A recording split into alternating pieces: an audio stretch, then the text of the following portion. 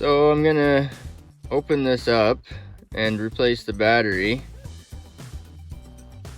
So this should be the same if you have a 2020 Dodge Charger, if you have a 2016 Dodge Ram, if you have a 2012 Dodge Journey like I do. It should be pretty much the same procedure.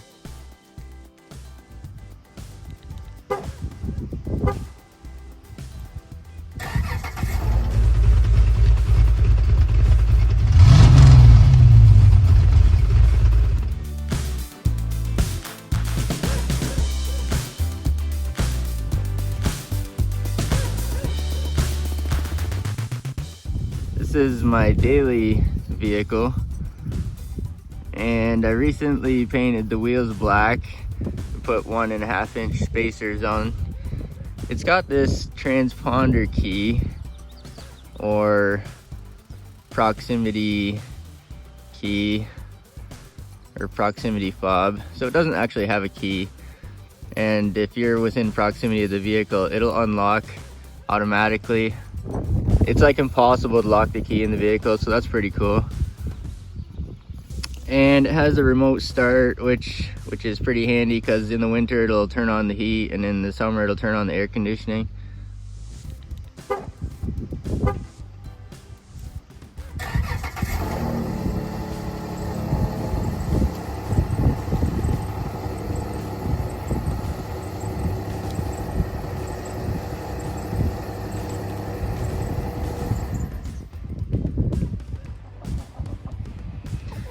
She's a little bit dirty,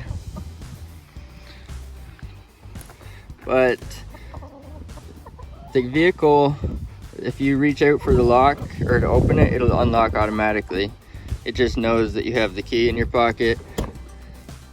You have to excuse the mess, it's a little bit of a mess, but it has just a push button start. It's pretty cool.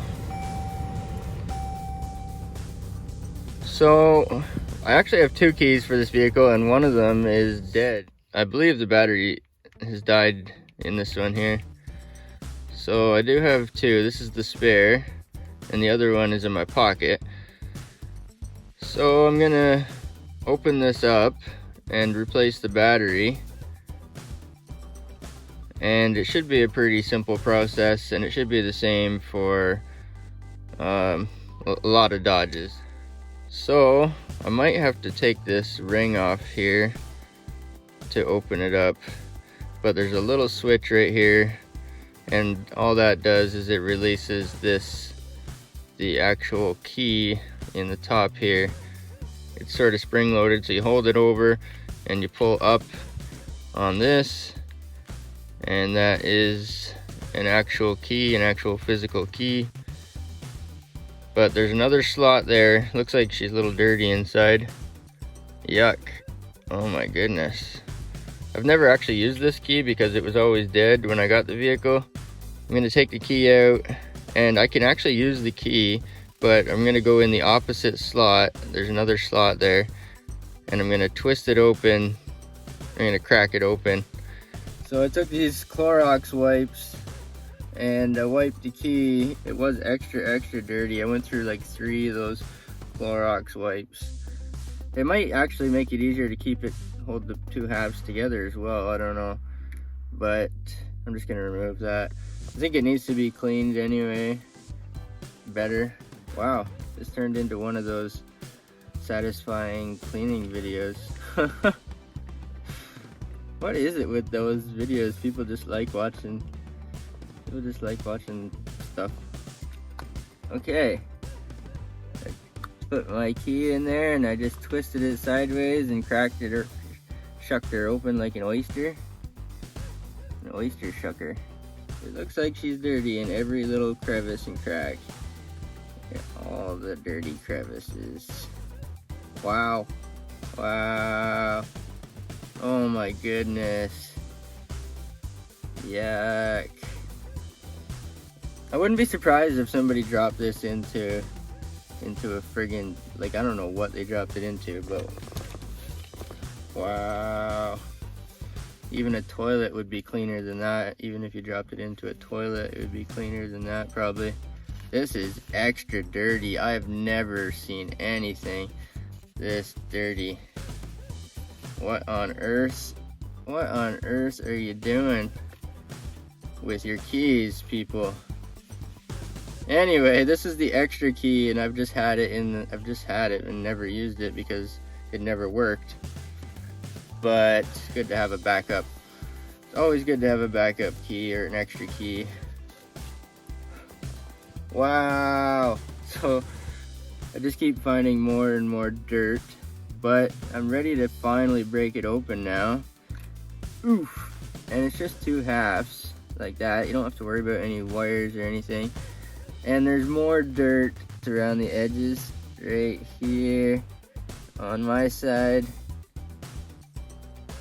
Pretty gross, but there's a battery there. Okay, did a whole bunch of cleaning the crevices and stuff because it just got to me how dirty that was.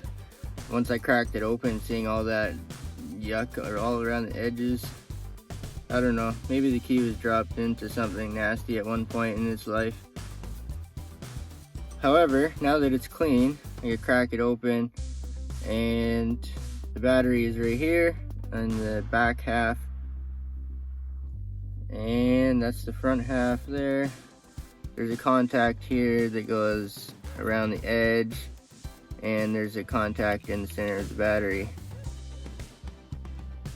So when we put the new battery in, we're going to want to put it back in the same way. And there's an open spot on this side. There's like a little retainer all the way around, but there's some open spots. There's a good open spot right there. And this is where the key ring would be up here. But I don't think it matters because there's open spots all the way around. And that's the battery right there. Pretty simple. It just makes contact around the edge and also on the opposite side of the button. Okay, so the positive goes down. There's a big plus sign on that shiny side with the writing Energizer. Fancy. So the battery type is CR2032. So it's a 2032 battery. And my girlfriend got this, and I asked her, I'm like, why'd you get that? And she said, for the battery. She knew that we needed batteries, so she got this, which is kind of cool. This is a $4, $3.99 Canadian. So it's a $4 light. But this one here is definitely not an Energizer. It has some Chinese, there's some Chinese letters on it. It says lithium battery. Necessities. So I'm gonna try this one. It seems to fit. Give it a little wiggle. And I'm just gonna snap it back together again. Oof. And I think I'm satisfied with cleaning around the edges and stuff. There was a lot of, it was yucky around the edges, but I went to town with those Clorox wipes. So I'm just gonna snap the bottom together and work my way up to the top. Same as it came apart. And yeah, just put it back together like that. Does it work? Hey, it works.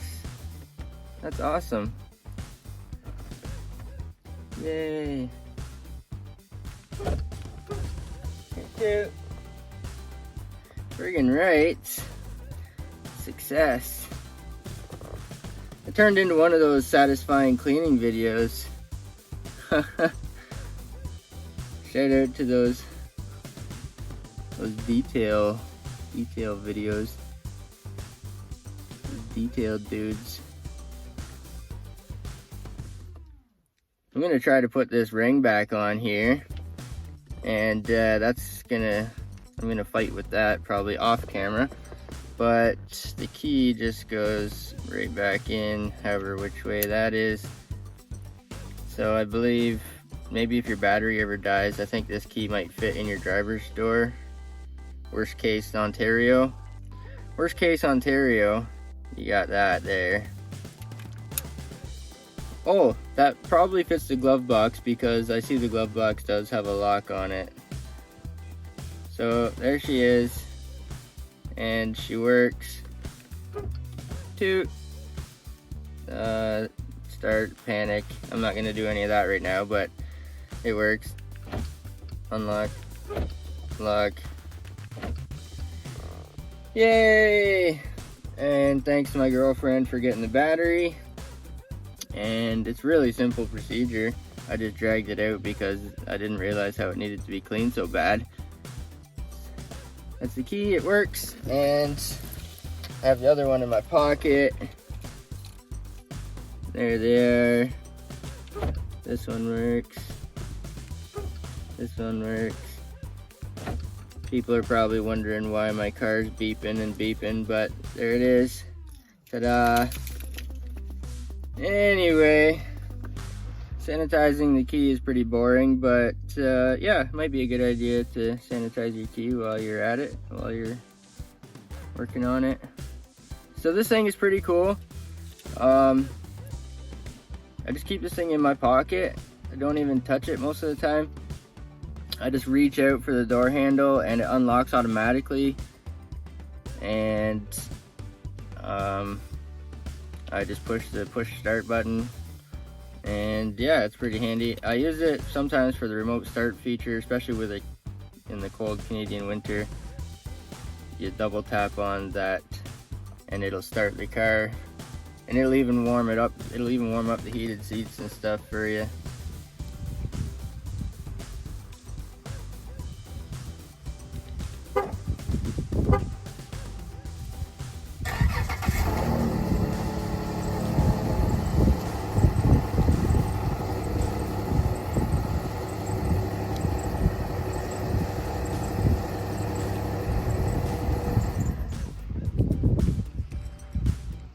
Okay, so that's the daily beater, and yeah, I got the battery replaced in the key, it works.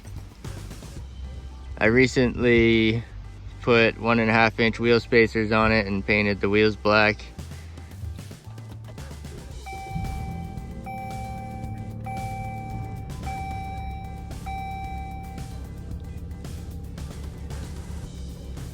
The mileage is getting up there on the old girl, but I got her cheap and she's been a good daily. It's been pretty reliable daily. She's got 294,000 kilometers on it now after driving full time to work all winter. But the old girl keeps going and the battery replacement in the key works. So that's good. Thing has a little bit of giddy up though. It's actually 285 horsepower in the Pentastar 3.6 liter V6. It's the same engine they put in the V6 Challengers and Chargers, and it's rated at 285 horsepower. The engine that I put in the Firebird, the L59 5.3 liter flex fuel, is only rated for 295 horsepower. This one's rated at 285, so it's only 5 horsepower different than the V8 in the Firebird. So she's got some giddy up. It's a 6-speed automatic, but it has manual mode. So it's pretty cool for a cheap daily beater.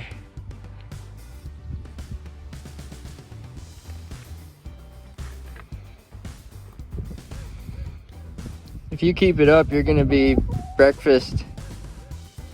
And you're gonna be dinner. Breakfast and dinner. Go away. One time I went to lock the vehicle and got out, locked the door, got out, closed the door, and the car beeped at me like 3 times. And I was like, what the frig, why is this car beeping at me?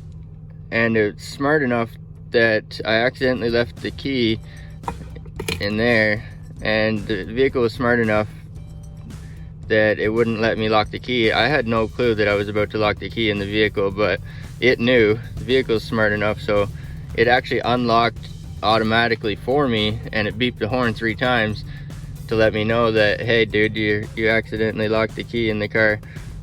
So it's a pretty smart system.